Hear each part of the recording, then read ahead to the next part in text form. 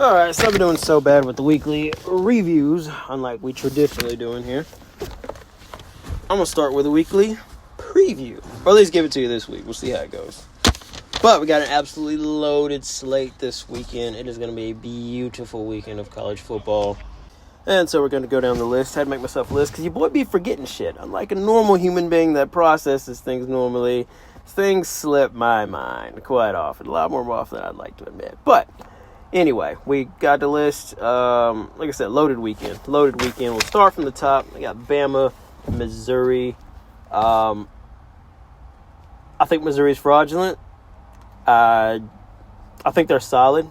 You know, they're good enough to beat some of the teams on the back half of their schedule. I don't think Alabama's one of them. Not to get too high on Bama, but what I've seen, I think it'll be enough to go into Missouri. And I mean, Missouri, I don't think Missouri has maybe outside of 13. I'd be like, do they have a top win? When's the last time Missouri really beat a big dog? I don't know. Don't think it starts this weekend. The Ohio State Buckeyes taking the fighting line of Illinois. I think the Buckeyes will take this one home. It's at Illinois for the Illinois Trophy, a rarely played game. So this trophy, the game for this trophy doesn't come around very often, and I believe every time these two play where they're both ranked, Ohio State loses. Interesting historical footnote to check out there. I do think we get it done this year, though. Maybe break history. I don't know if it's top 10 or if both are ranked. One of the two. Nice little factual tidbit there.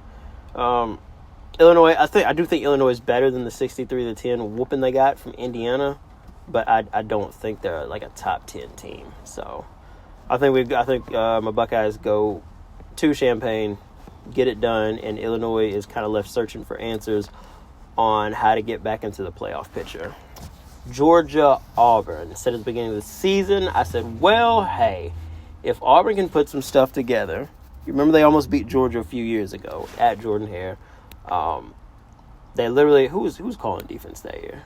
I don't know. Whoever the DC was, decided to do one of the craziest things I've ever seen anyone do, and they were like, well, okay, for the game-winning drive, we're not going to put anyone on Brock Bowers, and so Georgia was like, oh, well, we're just going to throw it to Brock Bowers, and then they won. Like, that's all Auburn had to do was just, circle Brock Bowers and let Georgia fuck up. But Auburn being Auburn, they would just kind of refuse. They were like, well, we could win this game, but we're not going to. Here you go, Georgia. So, handing them a dub at home. I don't even remember last year's game. I think they got spanked. Everything on paper says they're going to get spanked again because, this is the type of game. Auburn's defense is legit. Georgia's defense isn't as good as usual, but still very good. Their pass rush hasn't been excellent. That could give Jackson Arnold time to actually throw the ball whenever he decides to do that. But on paper, this is the type of game where it feels like the way Auburn's been playing, you got to believe Auburn's going to finish with about negative 30 yards total offense. And with as good as Auburn's defense is, and it's kind of, it's a Mike Bobo offense for Georgia. It honestly, it's not going to happen. But it would honestly not surprise me if, the game finished with, Auburn negative 30 offensive yards and Georgia with, 40 offensive yards. Both teams just punt all day. Would not surprise me. I got to take the Dogs just because Auburn just doesn't win hard games anymore. The whole, half a tank of gas, cardiac Tigers, they don't exist anymore. So Auburn will find a way to lose. I think Hugh Freeze pulls a bag of tricks out of his ass, and he finds a way to lose. He finds a way to somehow let Mike Bobo outscore him. So that's how that one's going. Red River Shootout. This one right here. This is another one on paper. Texas should probably finish with about 8 yards of total offense. After Arch hits his one deep ball for 50 yards and then he gets sacked 10 times, it'll destroy their total. And yeah, Oklahoma should beat the shit out of Texas in this one. On paper, it is a rivalry game. It's one of the biggest, not the biggest. It's up there, though. Anything can happen. Anything can happen in this one. Arch could find himself, or maybe it's not about Arch. Maybe just Texas digs deep. C.J. Baxter is questionable for this one. And, I mean, logically, that was their only hope for this game, was have, like, a magical C.J. Baxter goes for, like, 200. But he's questionable, so it's I don't know how Texas is going to score. You know, as the matchup goes, they have a bad O-line, and Oklahoma is an excellent D-line. Oklahoma is not going to need to blitz. They can send 4 and get to Arch. And Arch already can't throw. He can't he can't play quarterback. I keep trying to tell everybody, Arch is a slot receiver. He is a decent athlete. I don't know how his hands are, but if I give Arch Manning 5 to 10 yards to work with a route tree, I think he'll be more productive as a quarterback. So you got a slot receiver playing quarterback against a really, really good defense. Just spells a disaster. But again, rivalry game, and at this point, Sark has to believe that his season is fucked. So it's time to empty the clip.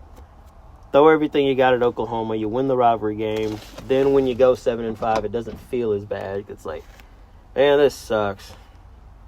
But at least we beat Oklahoma. You know what I mean? And I've got to believe that Sark has something up his sleeve. Sark hasn't called anything in like 4 years. Ever since he got the Texas job, he decided to he decided that he wasn't gonna use creativity anymore in offense. Sark has become a normal offensive coordinator. Go back to the COVID natty, and that Sark hasn't been seen since. Not since he got to Austin, Texas. Oklahoma, John Mateer, questionable. They're saying he's favorable. He might play. This could be a PR decoy. This would be a media decoy that Oklahoma's just kind of rolling out there, and they might roll out there with Mike Hawkins Jr., who's also good, but a little inexperienced. He only played 6 or 7 games last year. It's like not a ton. He has been on the field to play, and he looked good considering the circumstances last year. He outshined Jackson Arnold in some aspects. So either way, I think Oklahoma is going to be able to go. It's probably going to be the sad story of a defensive battle where the team with less offense, their defense gets tired faster. It should be the Red River shootout. It'll be a shootout, a defensive shootout. Who's gonna flinch? Who's gonna crack? Who's gonna tap out and run out of gas and lay on the mat first? And you gotta believe it's the poor Texas defense, because if C.J. Baxter can't go and they don't at least try K.J. Lacey, I mean, you're not going to get more than 150 in the air, and you're probably not going to get more than 80 on the ground, which O-line's not good anyway. Trench warfare just heavily favors Oklahoma. Got to be the Sooners. So I'll take for this one. Indiana, Oregon. The Indignettis against the Quack Cucks. Now hold on, water break. Give me 2 seconds. I'm about to die.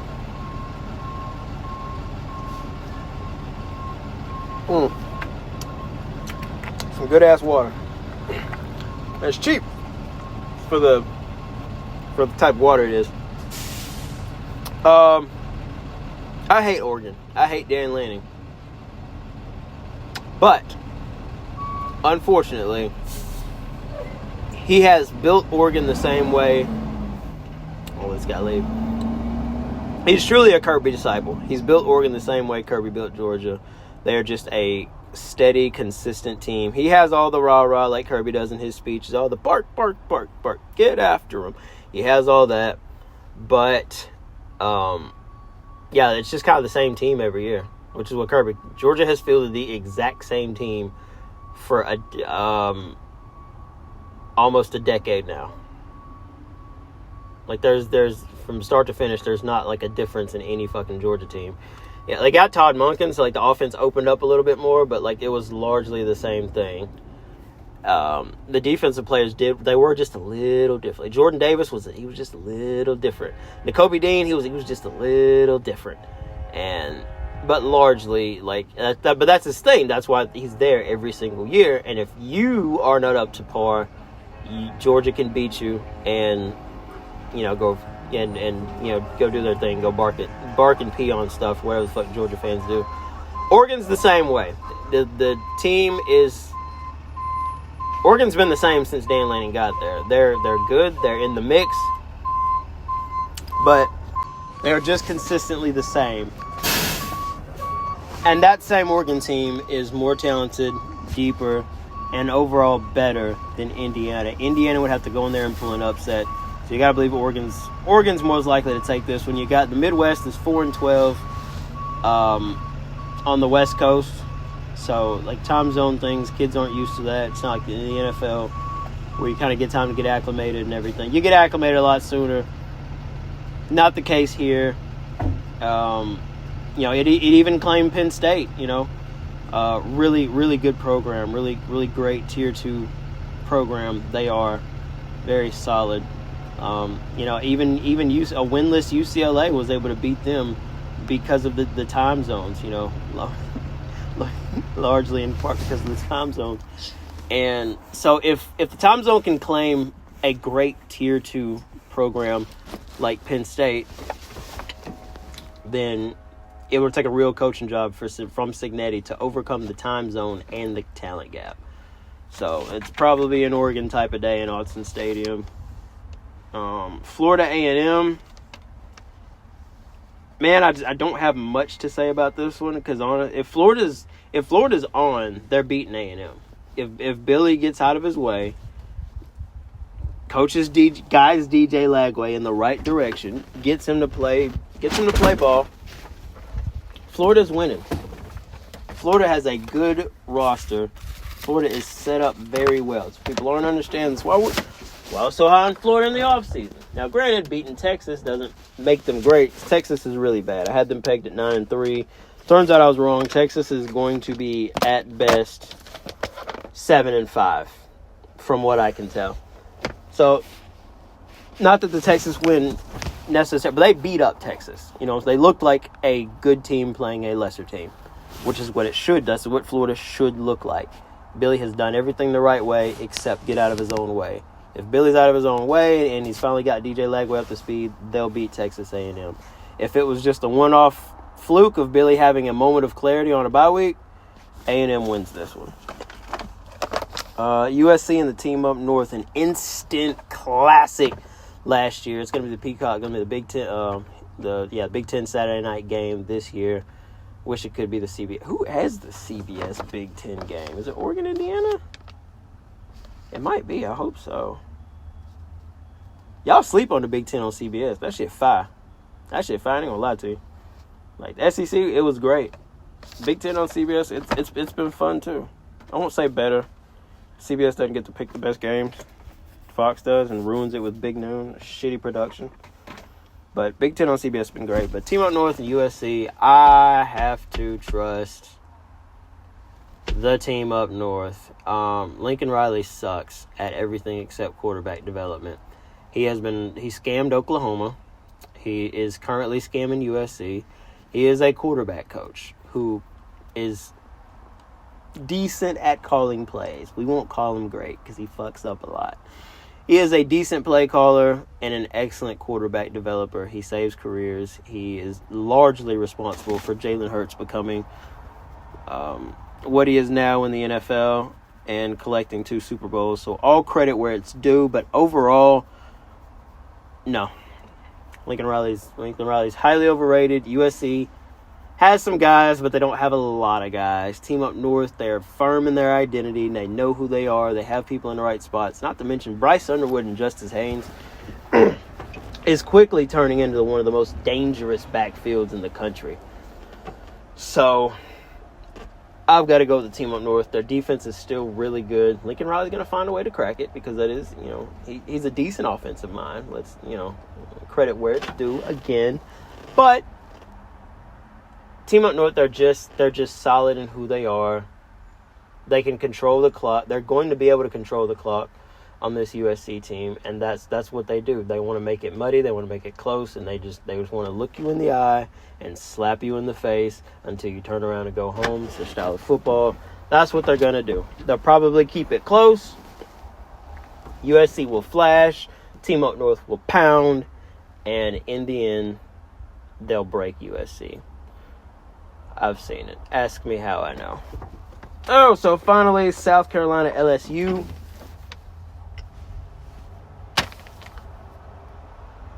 Bro, fuck. This is actually low-key a very interesting matchup because South Carolina has not quite been as good as we thought.